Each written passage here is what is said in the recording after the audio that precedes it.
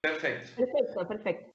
Bueno, entonces vamos a seguir con el tema de vivienda sostenible. El eje en el cual yo voy a desenvolver esta presentación es entornos urbanos y calidad de vida. Vamos a ir, no vamos a ahondar mucho en el concepto de sostenibilidad, etcétera, porque entiendo, pues ya lo hemos manejado bastante. Me imagino en esta mesa también ha sido de horas de discusión, etcétera. Entonces, trato de enmarcarme en los objetivos de desarrollo sostenible y traté de cerrar un poquito ese marco eh, seleccionando aquellos objetivos que creo están respondiendo un poco más directamente hacia la vivienda. Si bien al final de todo, pues los 17 objetivos responden a un desarrollo sostenible en general y ahí está también incluida la vivienda, pues he tratado de ir cerrando un poquito ese marco. Entonces, he seleccionado el objetivo 11 de ciudades y comunidades sostenibles, el 12 de producción y consumo responsable y el 13 de acción por el clima. También dentro de estos objetivos existen sus respectivos subobjetivos. He hecho el mismo ejercicio tratando de acortar y tratando de cerrar un poco ese marco, seleccionando aquellos que estén influyendo directamente en lo que es vivienda sostenible. De ahí tenemos que asegurar el acceso a todas las personas a vivienda y servicios básicos adecuados, seguros y asequibles.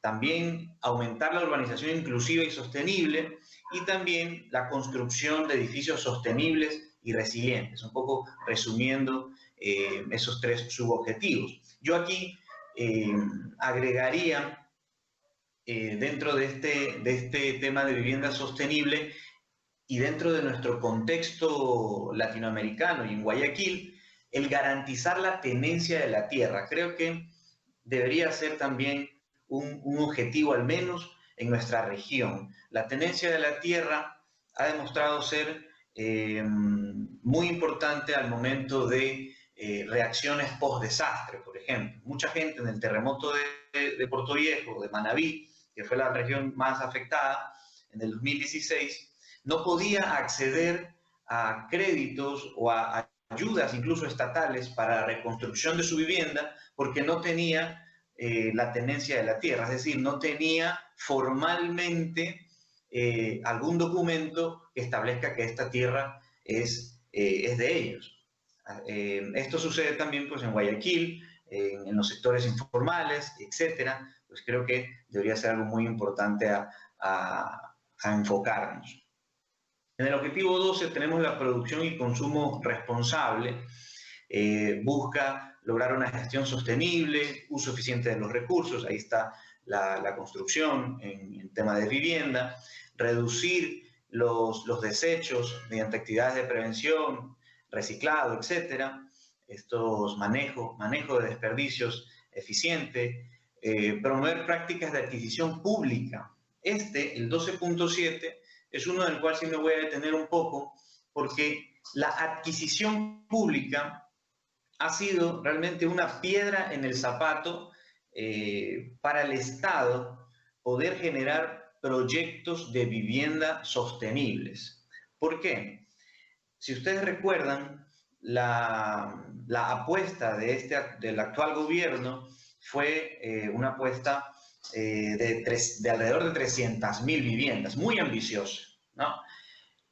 Por diferentes motivos, definitivamente lo económico también tiene que ver, esto pues no se ha llegado a cumplir y estamos ya próximos a terminar este periodo de gobierno. Sin embargo, en mi experiencia en el Midubi, identificamos que uno de los problemas principales era la falta de terrenos y sobre todo terrenos ubicados en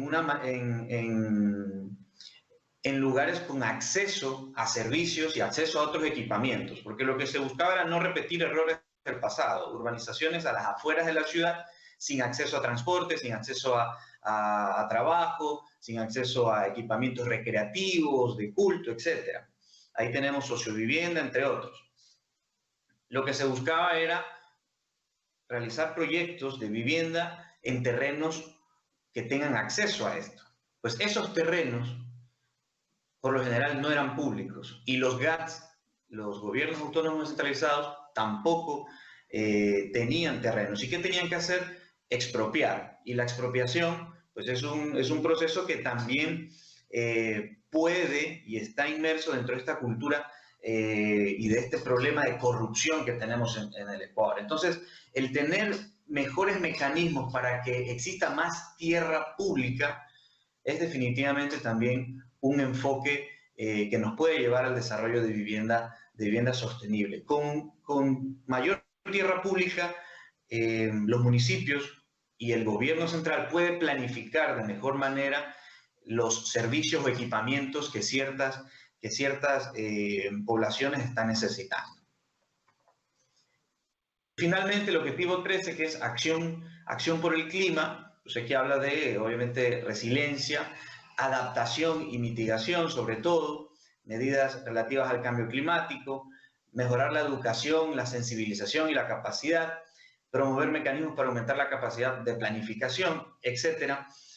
Son objetivos relacionados con la vivienda referentes al cambio climático. Pero ¿qué pasa con respecto al cambio climático en Guayaquil? En el 2005, mediante un estudio pertinente, se determinó las ciudades que tenían mayor cantidad de pérdidas económicas anuales por inundación. Y adivinen quién estaba en el top 3 de estas ciudades del mundo, pues Guayaquil, en el 2005. Habrá que ver cómo estamos ahora, pues 15 años después, si estamos mejor o estamos peor. Pero realmente ese no es tanto el problema, es decir, es el problema actual. Pero el problema de la baja resiliencia de las ciudades es que pensamos siempre en el problema actual, pensamos siempre, exacto, en el problema inmediato, pero no en el problema que viene a futuro. Y por no pensar de esa manera es que varias ciudades quizás no están previniendo que en el 2050 serán ellas las que tengan mayores pérdidas anuales por inundaciones. Es decir, pensar en el problema de hoy, sí, Guayaquil se inunda todos los días, pero también pensar en el problema de mañana. El cambio climático hará que el mar pues suba su nivel y Guayaquil tendrá que adaptarse y tendrá que mitigar a ese cambio. Entrando un poco en vivienda vivienda sostenible, hace unos 10 años, cuando estaba en la universidad, Corea, por citar un ejemplo, pues veía como el más avanzado y eficiente prototipo de vivienda sostenible esta imagen que estamos viendo a continuación. Esta se llama la Colon E Plus Green Home de Corea, construida por el Instituto Tecnológico de Corea, de la construcción y la tecnología, y una serie de instituciones muy importantes. Esta vivienda se finalizó en el 2010, pero finalmente no está siendo habitada. La vivienda sirve en su mayoría como un caso de estudio y de exhibición de tecnologías sostenibles. La vivienda no solo que está cumpliendo con todas las certificaciones de ahorro de energía, sino que también es certificada como una vivienda pasiva, es decir, que tiene criterios pasivos también de ahorro energético, de creación de sombra, de aprovechamiento del viento. Es decir, no es solo tecnología, sino también tiene criterios pasivos aplicados en esta y está certificada como una vivienda pasiva. Consume solo 1.82 kilowatts hora por metro cuadrado, es decir, está cerca de un consumo cero y está conectada a la red eléctrica y está equipada con 95 diferentes tecnologías verdes. Aquí, en este gráfico, pues se puede resumir una gran cantidad de ellas. Como ven, una vivienda totalmente equipada con toda la tecnología y criterios pasivos para poder ser eficientemente, manejar la energía eficientemente, es decir, tener un consumo casi de cero.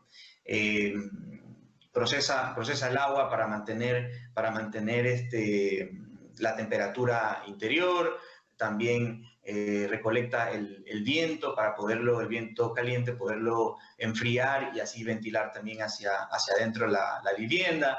Tiene energía fotovoltaica, los famosos green roof o cubiertas verdes, etcétera. Todos aquellos criterios que hemos ya desde hace muchos años identificado como criterios sostenibles. Pero ¿qué pasa? Este es el mercado de viviendas en Seúl, Corea. Este es el tipo de vivienda que se oferta prioritariamente en el mercado inmobiliario de Seúl. Muy diferente a esa vivienda que acabábamos de ver.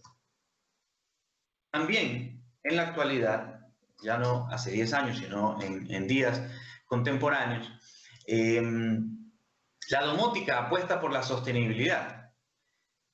Todos los dispositivos mecánicos, eléctricos y electrónicos pueden adaptarse a las características físicas de nuestra vivienda. La domótica incorpora a todos nuestros elementos de la vivienda, incluso aquellos electrodomésticos, sistemas de calefacción o de acondicionamiento de aire, en un solo sistema para que éste sea más eficiente, con una múltiple aplicación de sensores de movimiento, de humedad, de ventilación, de iluminación, de temperatura, etc. Busca la domótica un ahorro energético, seguridad para los habitantes de la vivienda y el confort, vivir en un lugar confortable. Pues tomé un estudio que hicieron en España, en el cual compararon 3 ofertas de vivienda explotadas al máximo con mecanismos y criterios de domótica. Ellos dividieron las aplicaciones de estos sensores y de todos estos aparatos en básico, intermedio y avanzado. No sé si, bueno, en la tabla 15 se puede ver aquello. Entonces, si ven en esta tabla, pues se hace una evaluación económica y te determina el ahorro anual que en cada uno de estos, digamos, de estos sistemas lograron. Aplicando un sistema básico, es decir, con una mínima aplicación de sensores y gadgets, intermedia, un poco más de sensores y otros equipos, y avanzada, es decir, una casa full equipada de sensores y equipos para poder automatizar esta vivienda y hacerla más eficiente energéticamente. Entonces, ¿qué sacábamos en la tabla 16? Este artículo concluyó que para poder recuperar la inversión alta de todos estos equipos y sensores, en el sistema básico necesitarías 32 años, en el intermedio 20 años y 5 meses y en el avanzado 38 años y 4 meses para recuperar recién la inversión realizada. ¿Qué tenemos en España, en cambio? Pues el mercado de viviendas de Madrid, para tomar un ejemplo, pues es algo parecido a esta fotografía. Quizás algunos con una altura un poco menos, pero en líneas generales es la oferta actual en Madrid. Departamentos, por lo menos estos son de una escala humana un poco más adecuada, diría yo, en comparación a las grandes torres que vimos en Corea. Ok, entonces, la sostenibilidad nos la pone bastante difícil, es decir, nos pide un poco que alcancemos esa perfección entre el equilibrio social, ambiental y económico. Es decir, que un proyecto o una política o un conjunto de proyectos puedan beneficiar económicamente tanto al promotor como al comprador, que éste viva en un ambiente justo socialmente, es decir, que tenga acceso a todos sus servicios, se puedan cumplir todos sus derechos y aparte también que el medio ambiente no se vea afectado y que lo estemos preservando y asegurando más bien su bienestar para las generaciones futuras. Es decir, es un reto bastante difícil, pero que las distintas ciudades del mundo pues tienen que apuntar a acercarse lo más posible a esa sostenibilidad ideal. No existe la ciudad perfectamente sostenible, todas tienen sus respectivos problemas en alguno de estos aspectos, o algunas tienen mayores beneficios que alguno de los tres. Pero definitivamente sí hay ciudades más sostenibles que otras. Por citar un ejemplo, del lado izquierdo tenemos lo que se llama una radiografía de lo construido. Entonces, la mancha de la izquierda es todo lo construido en el área urbana de la ciudad de Atlanta, en Estados Unidos. Y del lado izquierdo tenemos todo lo construido en la ciudad de Barcelona, en cambio. Visto desde arriba, todo lo que está construido en el área urbana de Barcelona. Las dos ciudades están a la misma escala. Si se fijan, las dos ciudades tienen una población muy parecida. Atlanta tiene 5.25 millones y Barcelona incluso tiene un poquito más, 5.33 millones a la fecha en la cual se hizo esta imagen. El área urbana a la cual se tiene acceso de transporte urbano en Atlanta es de 4.280 kilómetros cuadrados, mientras que el área urbana de Barcelona es de 162 kilómetros cuadrados. El índice de emisión de CO2 por persona por uso entre público y transporte privado de Atlanta es de 7.5 y de Barcelona es de 0.7. Es decir, Atlanta ocupa más espacio, tiene menos habitantes, pero es 10 veces menos sostenible que Barcelona. Es decir, contamina con CO2 10 veces más que Barcelona por temas de transporte. En ese contexto, Guayaquil, ciudad compacta o desparramada, por no decir la palabra en inglés, sprawl. Solo para citar un ejemplo, tenemos una revisión de los últimos 15 años en Guayaquil, dos sectores en los cuales se ha evidenciado un gran crecimiento en construcción. Dos sectores de los cuales uno es informal y el otro es formal. Al noroeste de Guayaquil tenemos donde se encuentra Monte Sinaí, entre otros asentamientos como Ciudad de Dios, etc. Y hacia el norte, el que se ve más hacia el norte, que no está dentro de Guayaquil, pero sin embargo se encuentra directamente conectado con la ciudad y es parte de esa conurbación de Guayaquil, el sector de la Aurora en la vía Daule.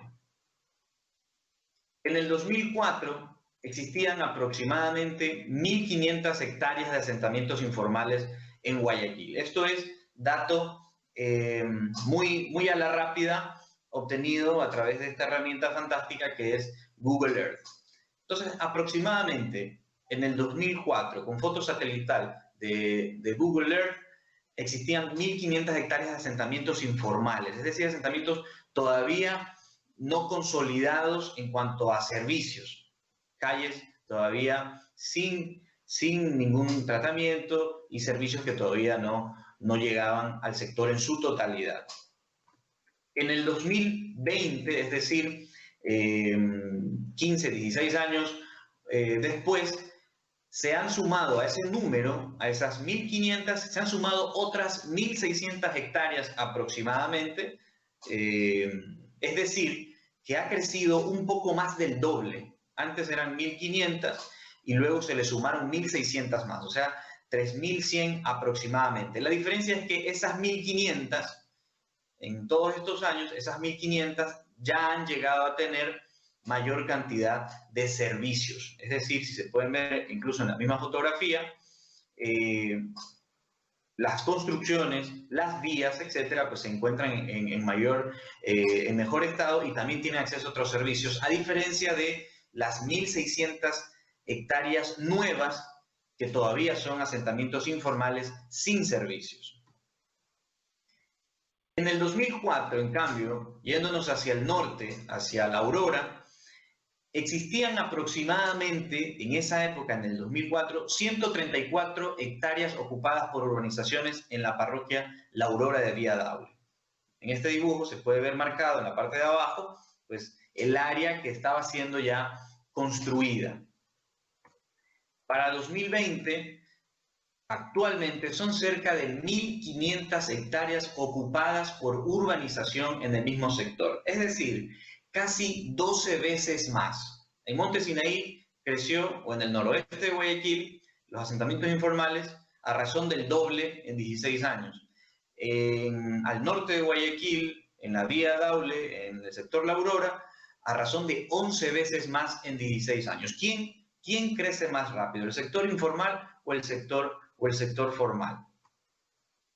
El noroeste de Guayaquil, a la izquierda, una foto típica de las condiciones en las cuales se encuentra, y a la derecha La Aurora en la Vía Daule. Si se dan cuenta, en cuanto a las construcciones, no a sus características, sí a sus alturas, son muy similares. Sin embargo, Monte Sinaí es mucho más denso. No por eso hay mayor eficiencia. La densidad a veces es mentirosa, y más en asentamientos informales. Aquí hay una densidad debido al hacinamiento de las personas. Mientras que en La Aurora, Vía Daule, pues una densidad bastante bajita, viviendas unifamiliares, con 5 o 4 ocupantes por vivienda.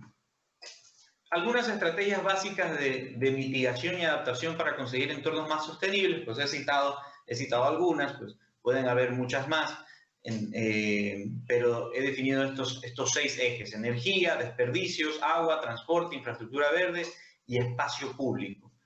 Entre energía, reducir la demanda de energía, desarrollar fuentes renovables, cambiar la matriz energética, un plan de manejo de desperdicios sostenible en cuanto a desperdicios, manejo de desperdicios de la construcción, transformar el desperdicio en energía, adaptarnos a los riesgos de inundación y aplicar políticas de permeabilidad en nuestras ciudades, fomentar usos sostenibles del agua, proteger los cursos del agua, fomentar transporte público, caminabilidad y bicicleta, reducir uso del vehículo particular. En infraestructura verde, integrar infraestructura verde a las áreas urbanas, moderar el efecto de isla de calor, ayudar a la vida salvaje a adaptarse al cambio, ya que las ciudades comienzan también a absorber estos pocos hábitats naturales y salvajes que quedan en nuestras ciudades. Potenciar el espacio público de calidad y adaptar el espacio público al cambio climático también. Esto puede atacarse con la permeabilidad. ¿Se puede? Bueno, por citar un ejemplo simplemente europeo, la ciudad de Estocolmo redujo sus emisiones en un 35% entre 1993 al 2010, y su economía creció en un 41%. Es decir, se puede aplicar criterios de sostenibilidad en cuanto a lo ambiental, pero también generar crecimiento económico. Copenhague también ha hecho algo muy parecido. Densidad urbana y consumo de energía por transporte. La densidad parece ser uno de los factores con los cuales hay que manejar para poder ser más sostenibles. Como les dije, no es la única solución, no es la aspiración total, es decir, no necesariamente un lugar más denso pues va a ser más sostenible. Esto tiene que venir acompañado de usos de suelo, de acceso a equipamiento, de acceso a espacio público, etc. en esta tabla se ve, hacen una comparación entre densidad, es decir, habitantes por hectárea, y la cantidad de contaminación por transporte. Entonces, vemos cómo Hong Kong es altamente denso y también tiene menos contaminación por transporte. Y tenemos ciudades como Houston, que es muy baja su densidad y muy alta su tasa de contaminación por transporte. Tenemos otros ejemplos y podemos irnos transportando a Colombia en este caso. Este artículo que encontré habla de vivienda sostenible con bloques de suelo cemento, de residuo de material. Es decir, lo que propone esta investigación es incrementar la construcción en sitio de los bloques de cemento o de los bloques de suelo cemento en este caso. Un poco lo que mencionaba Fernando. ¿Cómo es el flujo lineal de la minería extractiva y escombrera? Pues primero retiras el material. Si tu terreno necesita ser aplanado, necesita o es irregular, retiras el material, transportas ese material, lo cual tiene un costo, y botas esa tierra.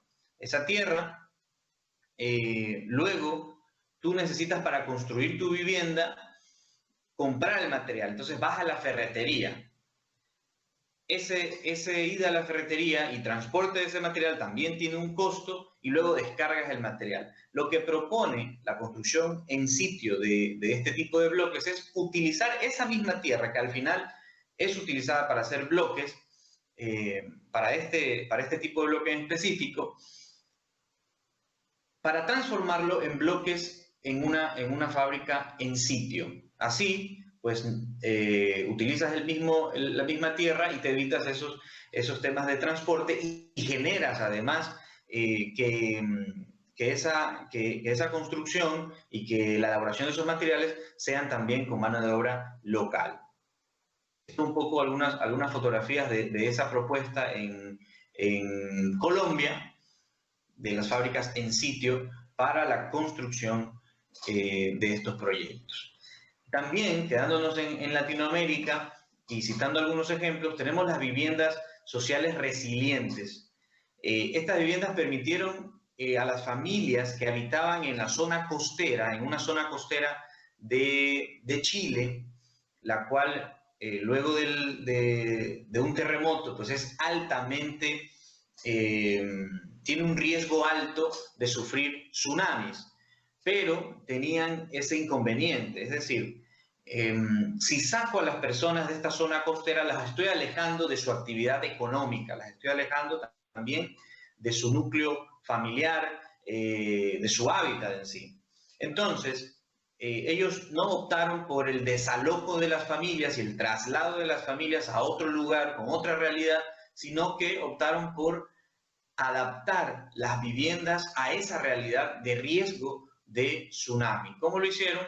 Con este tipo de viviendas cuya planta baja, bueno, palafíticas, cuya planta baja está reforzada de manera que pueda soportar un eventual tsunami, que de todas maneras está elevada sobre la cota máxima, pero que tiene las características para en un momento de emergencia o de riesgo pueda soportar un tsunami y la recuperación de esa vivienda pueda ser más fácil. Además, utiliza también criterios pasivos de producción de sombra, ventilación, etc. Esta vivienda tiene un costo de hasta $25.000. Son palafíticas.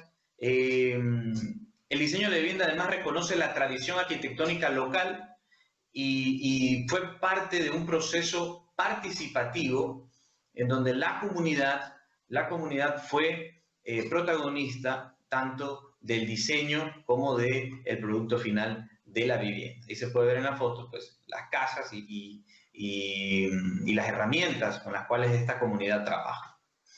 También podemos nombrar como una práctica sostenible esta vivienda progresiva que retoma Aravena. Digo retoma porque no es algo que inventó el arquitecto chileno, sin embargo sí que le incluyó un cambio importante. Apostó por la ubicación de la vivienda versus los metros cuadrados de construcción. Es decir, le dio más importancia a una vivienda bien ubicada que a una vivienda con mayor metraje de construcción. Aquí retomamos al problema de los terrenos.